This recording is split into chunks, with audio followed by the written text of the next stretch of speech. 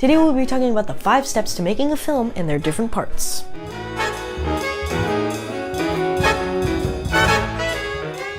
Hey guys, it's me, Henry from graybealfilms, and before we start this video, I just wanted to give you guys a little bit of a catch-up on what's going on with Star Wars Story. So, Star Wars Story Part 2, well, Star Wars Story came out last January, I believe, or this January.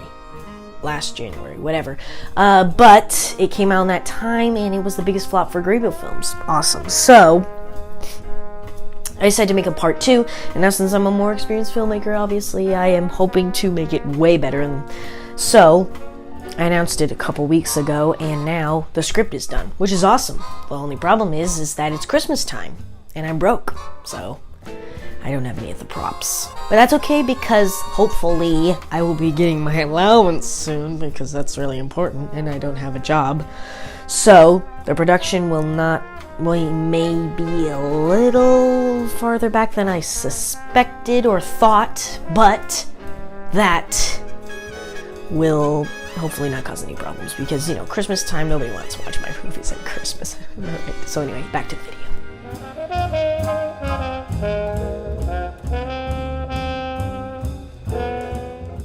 So usually most people don't really think that much about how a film is made. So if you want to become a filmmaker, you're going to need to learn this complicated process. So when you first start your film, you're going to need to come up with a story, because if you don't have a story, you don't have a film. So simple as that. So in order to come up with a story, you need to be inspired. You need to have something that sparks an idea inside you. You know, whenever I want to write a story, I listen to different music, all different types of genres, and then once I listen to a certain piece of music, I think about that maybe, and I try to put it into a certain scene. For example, if it's an action music, I think about what type of a scene would this type of music, this type of soundtrack fit into. So then, once I have a scene in my mind, a scene that I like, a type of story that I like, I sort of build up the story around that one scene. So it's sort of, you know, just kind of, you start with one idea and then you just build it up.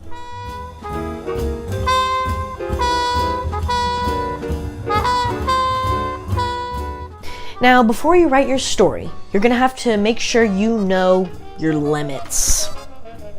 Sadly, that is one thing that all low-budget filmmakers need to take into consideration before they work on any project. If you don't have access to editing software, green screen, or any other expensive filming tool, then you should probably keep the story as simple as possible. You also need to know your budget, in case there's something that you want in your story but you don't have at the moment. Last but not least, you need to do some location scouting. This will help you to know certain areas where you will be able to film without any trouble. Now, let's actually talk about why you need to write a script. Now, some of you might be thinking, Henry, I don't need to write a script. I can improvise anything and it would turn out okay. Which, yes you can. You don't have to write a script. You can go out there and improvise every single thing in your movie, but that is very hard to do, because if you improvise everything in your movie, you're gonna have trouble with a lot of things, because unexpected things happen all the time. And having already been prepared for these helps you to overcome those troubles quicker. And if you just improvise, you're just gonna be completely caught off guard by what has happened, and you might even not be able to make the film. Another reason you might want to write a script is because it simply helps you to develop a story and your characters. It also helps you make your production more efficient, obviously, because, you know, once you create a story, you don't want it just to be simple. You want people to maybe think about it for a little while. Not so much as where they're thinking about one scene for the entire movie, but you want them to not be bored, so to speak, when watching your film.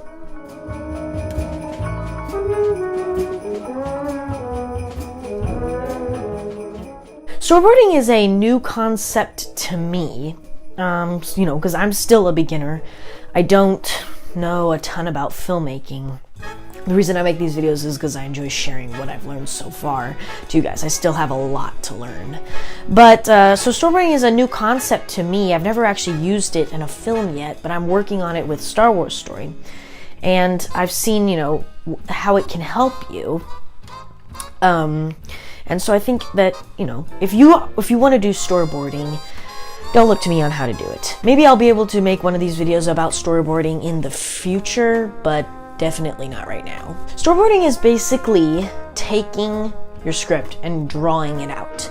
So if you're a visual learner, this could help you a lot. If you are not very good at, it's hard for you to understand, when you're reading something and you are easier if you actually see it happening, then this would be a really good thing for you, seeing the story in real life, basically. Storyboarding is not a necessary step in filmmaking. It certainly is optional, but I would highly recommend it. Most low-budget filmmakers don't even really think about the storyboarding process. They sort of just skip over it. I think that storyboarding is important because it helps you with knowing where each scene is, knowing choreography, as well as get to know what shot you want to use for each individual clip. It does take more time, but it helps you to be more prepared for each scene so that you can get the scene done faster.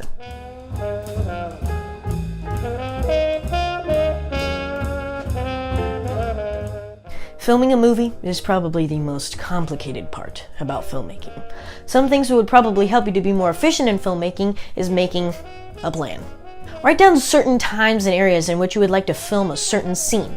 If you're filming with a member of your family, you can, spread out the time and spend filming for over a couple of days. However, if you're filming with actors who will not be available every day, then I would suggest planning out your filming time. If you're filming in an area that is beyond walking distance, then I would suggest making a list of all the supplies that you will need, like costumes, props, makeups, lighting, tripods, microphones, etc.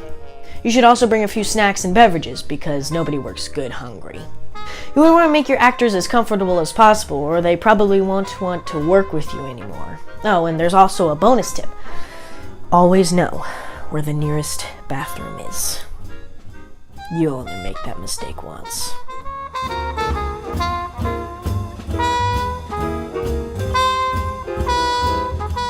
So now you've finished your film. It's time to put the finishing touches on your project. Post-production consists of adding special effects, music, trimming your clips, and adding sound effects.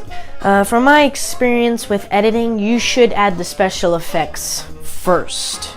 Because if you put all the clips together, add sound effects, music, sure, you can do that if you would like.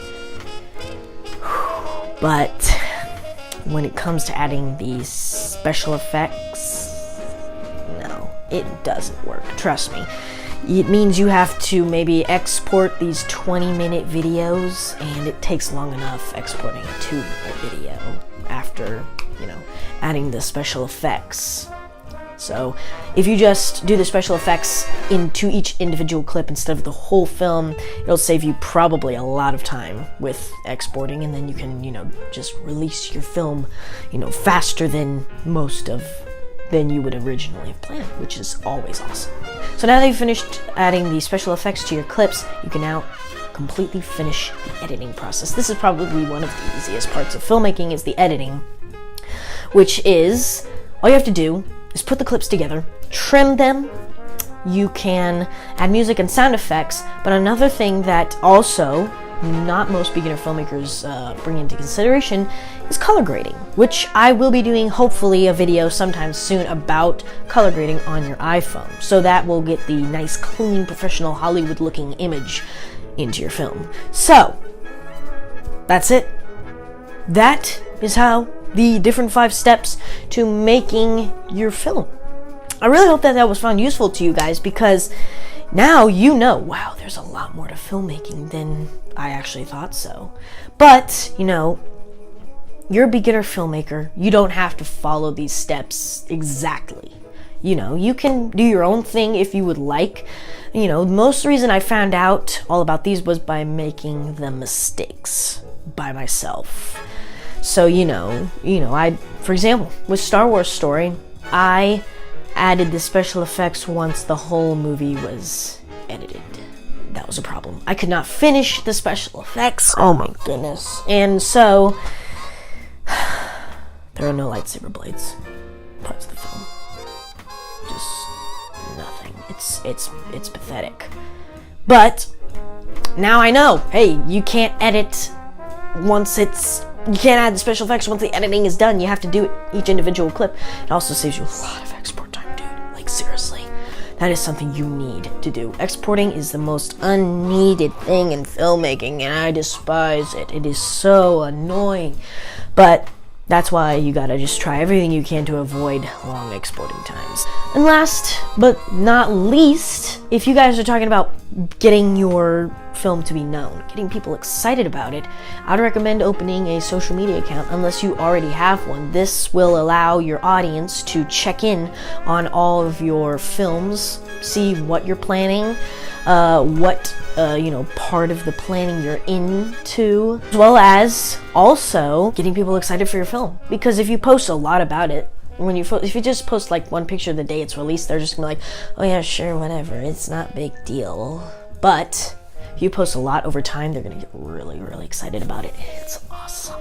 Well, everyone, those are the 5 steps to making a film. And I really hope you enjoyed these. I hope these found useful to you in your filmmaker's journey. And so yeah, that is it. That is everything you need to know. Now, all these steps, you don't have to follow all of them, but the reason I tell you these things you might think are completely useless are because they help your film to become, more professional, work better, and just be all around more Hollywood-like, which is something that filmmakers, DIY filmmakers as well as low-budget filmmakers, are always rooting for. Well, guys, I hope you have a great rest of the day. Hope you guys are enjoying your Christmas break. I know I am, and have a Merry Christmas, because it's Christmas time, and it's Christmas time. I mean, come on. It's awesome. So I hope you guys have a great Christmas. Merry Christmas to all of you. I really hope you guys are having a great week. And we will see you guys in the next video. See ya.